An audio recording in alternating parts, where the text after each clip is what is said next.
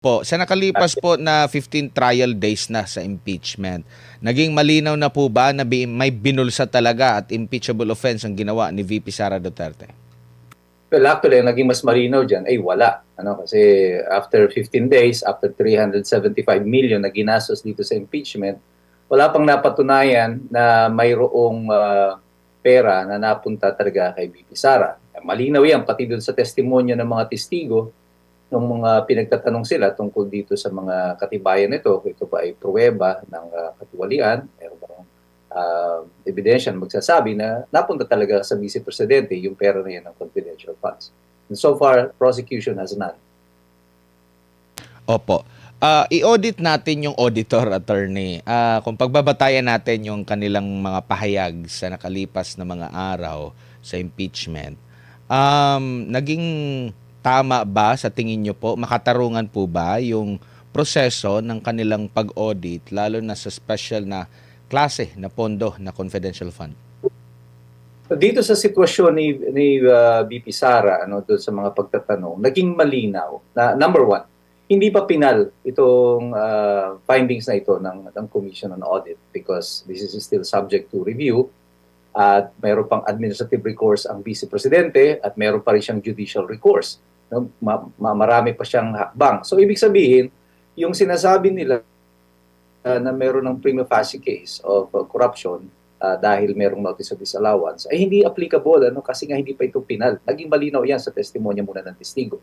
Kung hindi pa pala ito pinal at wala pang krimen na nagaganap, bakit nandito na tayo sa impeachment? It was also clear na yung interpretasyon ng mga testigo ng COA ay base lamang sa kanilang sariling interpretasyon ng batas. At hindi ito nakasaad doon sa mga guidelines na sinasabi nila na nilabag ng Vice Presidente. Walang malinaw na requirement tungkol sa pag-i-issue ng official receipt. Hindi malinaw na sinasabi nila nung una ay kailangan daw hindi dapat acknowledgement receipt. Hindi malinaw yung provision tungkol doon sa evidence of success at apparently parang yung ginagawa nitong auditor ito lang yung sarili niyang interpretasyon kung ano dapat yung success na papasok doon sa qualification ng Joint Memorandum Circular ng COA. So everything that they have done so far, ito yung paulit-ulit yung sinasabi, yung inaangguluhan kasi yung mga ebidensya para magmukhang meron kahit na wala. And this is exactly what was proven by the prosecution so far. Salamat na lang doon sa direct examination at saka sa cross-examination, lalo na doon sa pagtatanong ng mga ibang senador, naging malinaw sa lahat na wala naman pala talaga tayong pinag-uusapan ngayon dito sa impeachment. And so far as Article 1 is concerned. Opo, doon po sa auditor, tingin nyo po kulang ng competence po, attorneys? Sapat na ba na sundin lang talaga or dapat mas may malalim na pagkakaintindi sa nature ng paggagamitan nitong confidential fund po? Sapat na ba na okay na ako, isa akong auditor, basta ito lang yung JMC lang yung pagbabatayan na ko? Kasi marami pong doon halimbawa yung paggamit daw ng reward na kailangan may nahuli bilang proof of success. Hindi ba pagbibigay din ng reward sa isang individual kung makakakuha ka ng impormasyon na makakatulong para sa isang successful na pagpupulong or aktibidad, attorney, ano sa tingin nyo?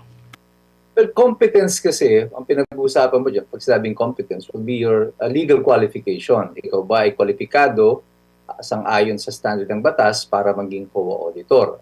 We presume na itong mga ito, dahil sila ay mga accountant, nag-qualify naman sila para sa trabaho na yan. However, yung authority to interpret the provisions of the Joint Memorandum Circular, yun ang wala dito sa mga COA auditors na ito.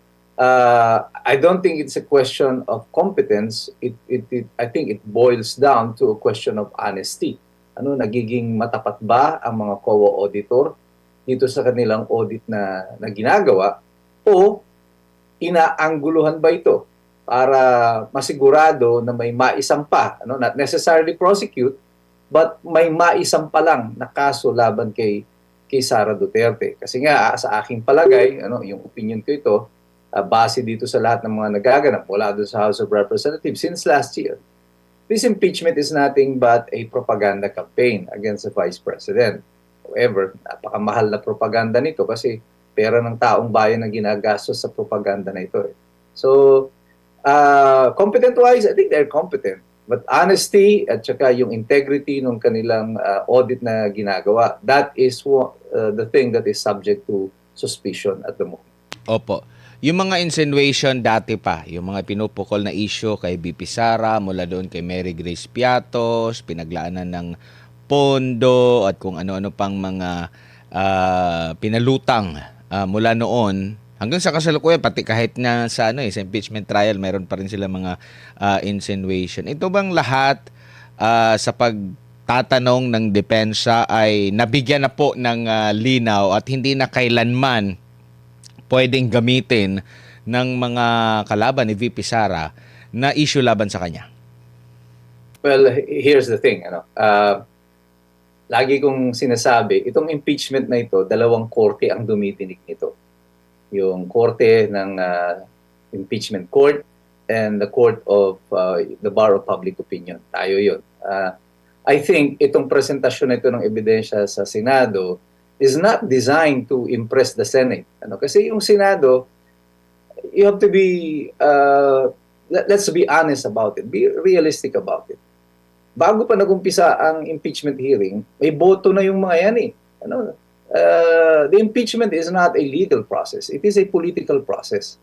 That is the reality of it. This will not be decided along yung mga legal arguments and evidence. This will be decided along political line. Ang prosecution and the majority right now, I call them the BBM 13, this is their dilemma. They do not have sufficient number to impeach, to remove Sara Duterte, to declare her guilty. Because they needed 16, they only have 13. Sabi ko nga, ma-imagine mo ba na itong mga Tulfo brothers ay i-acquit si Sara Duterte after everything that they have said? Could you imagine na si Senator Robin Padilla will vote to convict si Sara Duterte? It's not, di ba? It's not possible. That's craziness kung isipin nyo yan. So para kanino ngayon itong impeachment nito? Ang impeachment nito ay para sa iyo, para sa akin, sa lahat ng mga nanonood. To impress us na itong si Sara Duterte, ang ating Vice Presidente, ay mayroong kasalanan. Kaya nga sinasabi ko na I think that this is nothing but a propaganda campaign against the Vice President. Kagaya ng ginawa noon kay Jejo Marbinay bago siya lumaban noong 2016. Siya ang leading candidate.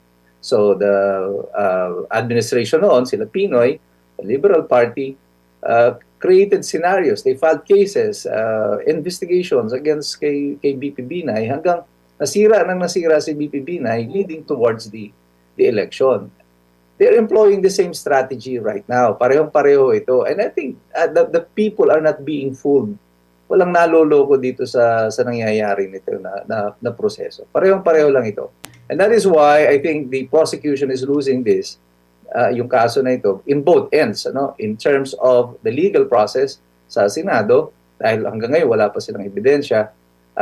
Ikalawa, they are also losing this in the propaganda sense. Dahil hindi sa tingin ko nagiging epektibo yung kanilang propaganda na ito laban kay BP Sara. Kagaya ng naging epekto noon kay Jejo Marbinay.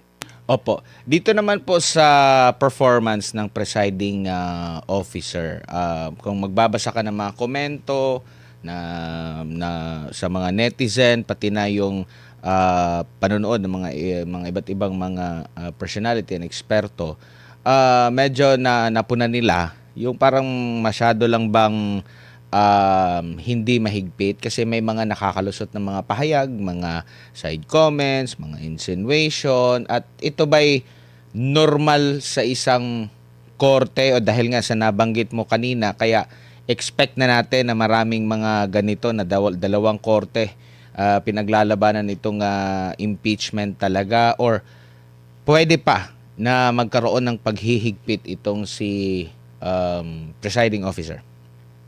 Well, malalaman natin sa Lunes, pinangako ni Chis Escudero, nagagawa siya ng deklarasyon ukol dito sa mga komento na ito. I think ang pinatutungkulan niya dito is more of the prosecution kasi sila yung mahilig may bukod doon sa press con, may kanya-kanya pa mga posting, may mga parang gusto ring maging vlogger ng mga abogado ng prosecution. And I think they are the ones na pinatutungkulan ni Chis Escudero. But in general, I think Chis Escudero is doing a fairly decent job. Yung kanyang pagiging abogado, kagaya ng sinabi ko sa ibang mga interview, I think lumalabas dito sa impeachment. Kahit na masabi natin na panig siya dito dapat sa mayorya, I think he cannot betray his very nature as a lawyer, and it is coming out in the open dito sa impeachment proceedings. Hindi niya matraidor yung pagiging abogado niya. In so far as procedure is concerned, I think he is doing a fairly decent job. Ito nga lang, yung mga punto na ito, na parang medyo masyado nagiging maluwag siya sa prosecution in allowing yung mga comments na ganito. Dahil napayagan niya yung ibang masyadong maraming mga side comments. Kaya nga sabi ko, itong prosecution, ang parang objective nila is to make this presentation more theatrical, para maging meme o mas maging sundan ng mga taong bayan, not necessarily about the truth. Most of the statements kasi na binibigay, mga personal na, parang wala na siyang lugar sa isang formal na proseso kagaya ng isang impeachment court. Opo. Pag mga ganyan na po ang linyahan, kasi kapansin-pansin talaga kung ikukumpara mo kahit na yung mga panaya mo, di ka interviews, press con, na magkabilang panig, medyo dito sa depensa, alam mo, kumbaga, hindi mo maririnig yung pagpuna doon sa naging magalang pa rin sila. Pero pag dito na sa side ng prosecution, medyo maangas, nayayabangan yung ilan sa ating mga kababayan, pati yung sa side ng mga defense counsel, pinupuna rin. Nakikita nyo po ba sinyalis yan na hanggang dyan na lang sila dahil wala silang mapatunayan laban kay VP Sara Duterte? Maaari din ba yan? Ang pinatutunayan niyan, yung sinasabi ko, the strategy. Ang strategiya ng prosecution is to make it more controversial, parang blogging style ang kanilang gusto, pati yung mga ebidensya na hindi naman naipresenta sa korte, dito nila didiscusin sa kanilang mga press conference. And I have to give it to the defense for being disciplined sa kanilang mga press conference. Mapapansin niyo magkaiba ang estilo. Sa depensa, panay si Attorney Powa lang officially ang nagdedeklara. So controlled at nasa parameters nila, the design parameters nila, yung mga statement ni Attorney Powa. Pag kinumpara mo ito doon sa prosecution, nung una si Congressman Ko, yung party list representative, ang kanilang spokesperson, and then later on si Ridon. Pagkatapos nagbibigay din ng kanya-kanyang mga pahayag, itong sinaligutan, iba pang mga sila Attorney Kapunan tungkol dito sa impeachment. But you will notice kapag itong depensa ang tinatanong ng media, their disciplined reaction is hindi pa po kami pwedeng magsalita. And that is how it should be, I think. Kasi hayaan mong dapat ang ebidensya sa Senate impeachment court ang magsalita. Ang nangyayari, ang ginagawa ng prosecution, kahit hindi naman yun ang napatunayan doon sa impeachment, maglalatag sila ng mga pahayag na parang dinadagdagan nila o sinusupplement kung ano yung nasabi doon sa impeachment. And they're creating their own conclusions and mga scenarios nila base sa kanilang personal na opinion which should not be done. Kasi there is a specific restriction nga sa kanila doon sa Senate impeachment rules. I think that yun ang pinag-uusapan nila, yung sa Rule 18. Parang this is like a gag order dapat sa lahat to discuss the merits of the case sa publiko or sa social media or sa mainstream media. Opo. Attorney, dito naman po tayo sa issue na binasura po ng DOJ, yung inciting to sedition na kaso. Tapos, merong grave threat naman dito sa Quezon RTC at Quezon City RTC kung di ako nagkakamali. Anong maring epekto nito sa articles of impeachment na unang natalakay yung tungkol sa grave threat nga and pwede rin ba na magkaroon siya ng kaso sa local courts tapos meron pang kaso sa impeachment court ukol dito, attorney? Well, kung mapapansin ninyo, yung grave threats na kaso na yan ay naisampan na lamang kasi naging question yan doon sa impeachment kay Matibag. at tinatanong na kung totoo palang merong may maganyang mga grave threats, bakit hindi kayo nagsampa? O, di ba? So ngayon, nagsampa tuloy sila bigla ng kaso.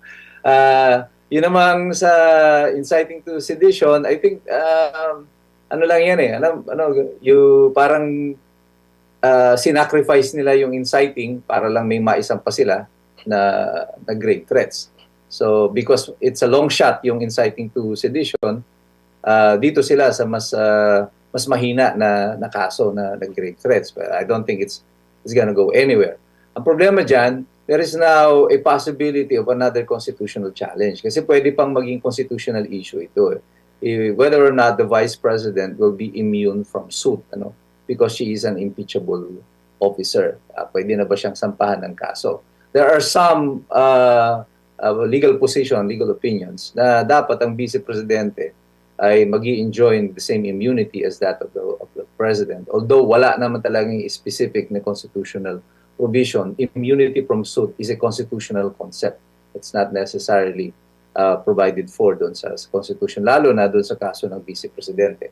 So, kung ito ay magkakaroon ng constitutional challenge at dadating pa ito sa Korte Suprema, asahan mo nang lalong magtatagal ito. But the important thing here is this, kung ngayon mo lang isinasampa yung grave threats, ngayon ka palang naka-determine ng prima facie case. So, why was the impeachment ahead of the criminal case?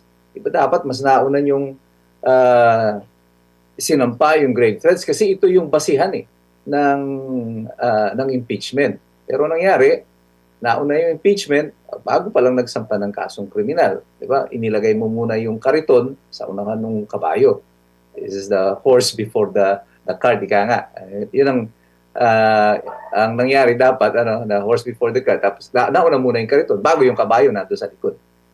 Same din ito doon sa issue ng confidential fund na wala pang pinal talaga. Nasa ay namin nga rin ng witness na ongoing pa yung appeal, yung 6 months na appeal hanggang sa kasalukuyan saklaw pa pala ng 6 na buwan na appeal po, attorney. Oh, yun yung sinasabi ko kanina. So, malinaw dito sa salaysay ng mga auditors ng COA na hindi pa pala pinal yung desisyon. Kaya sabi, ang tanong dyan, bakit nasa impeachment na tayo? Hindi pa pala tapos yan. Ibig sabihin, wala pang napapatunayan na merong misuse ng confidential funds. So why are we now in the impeachment court already? So what if later on, dinismiss yan o upon judicial review, makaabot ka sa korte at sinabi ng korte na hindi, tama ang Office of the Vice President dito. Hindi dapat nagkaroon sila ng notice of disallowance.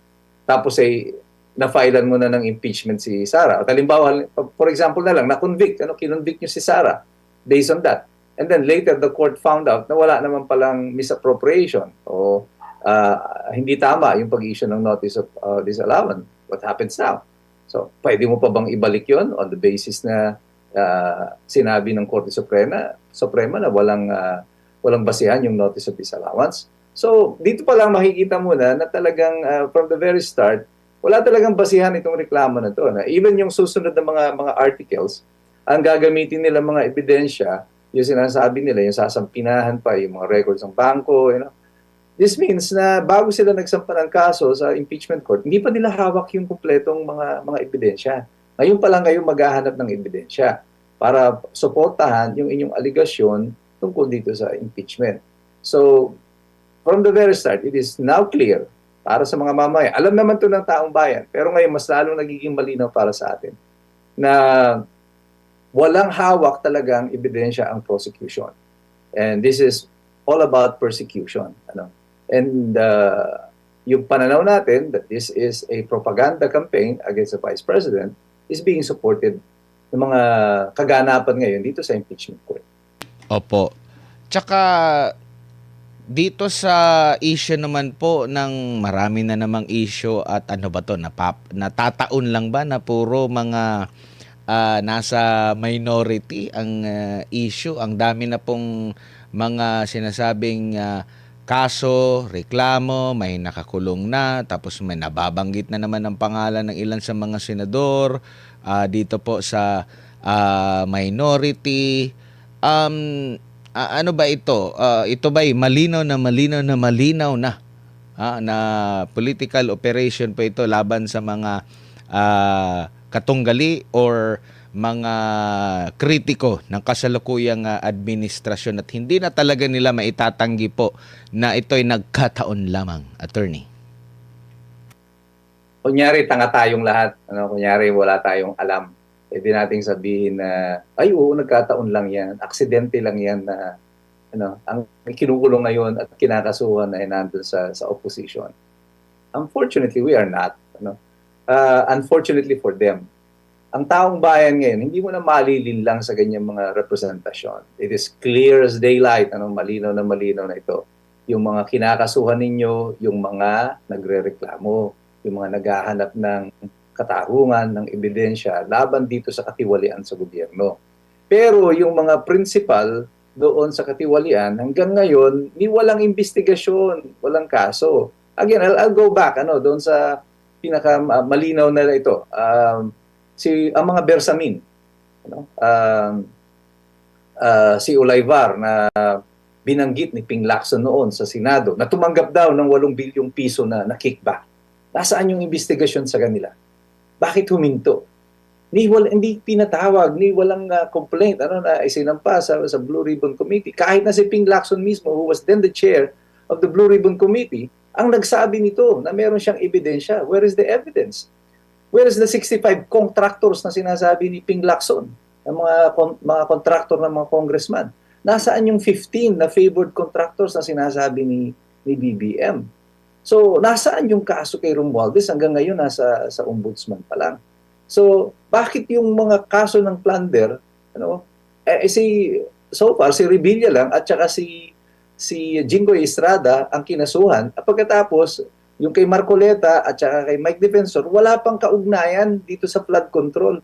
And still, they file the case of plunder against these people. I mean, aksidente ba yun na lahat ng oposisyon, yun ang nakakulong? At pagkatapos yung mga kakampi nila ay hindi. Parang malabo naman yata yun. Parang magagawin tayong mga mangmang na gustong gawin ng gobyerno na tayo yung mga mangmang dito sa sitwasyon na ito. Opo. Tsaka ang latest ngayon, attorney, parang wala na tayong asahan pa sa Senate Blue Ribbon na talakayin itong flood control kasi parang napagkasundoan na ba na doon na lang sa ombudsman lahat? Yan ang sinasabi ni Erwin Tulfo. I mean, bakit nga naman iimbestigahan ni Erwin Tulfo yung sarili niya? Isa siya doon sa binabanggit nung dating 18, ngayon ay 14 Marines na tumanggap ng mga malay-maleta, di ba? So, tama talaga na gawin niya yan, na i-refer niya na lang sa ombudsman. But the way things are going, parang walang aasahan yung taong bayan tungkol dito sa magiging investigasyon sa ombudsman. Si Romualdez nga, despite sa dami ng mga press conference at mga press releases nila hanggang ngayon, wala pa rin kaso si Romualdez. So, saan tayo pupunta? Saan pupunta ang taong bayan? Anong aasahan natin dito sa magiging investigasyon ng ombudsman? Parang, I think many people today would tend to believe na pag pinasa mo yan walang difference Dali mo yan sa Blue Ribbon, dali mo yan sa ombudsman. Ganon din ang ending nito, Wala ring mananagot dito ng mga totoong mga nagnakaw sa ilalim ng kasalukuyang administrasyon. Attorney, maraming salamat po sa inyong oras at panahon. Sa ulitin po, ingat po kayo. Apo. Maraming salamat din sa iyo, Edmar, at sa Nightline News. Maraming salamat po sa inyo. Si Attorney Mike Operario, isang trial lawyer at presidente ng IBP Bataan, nakausap po natin hinggil nga po sa mga pressing issues po ngayon, lalo na sa nagpapatuloy na impeachment trial kay Vice President Sara Duterte.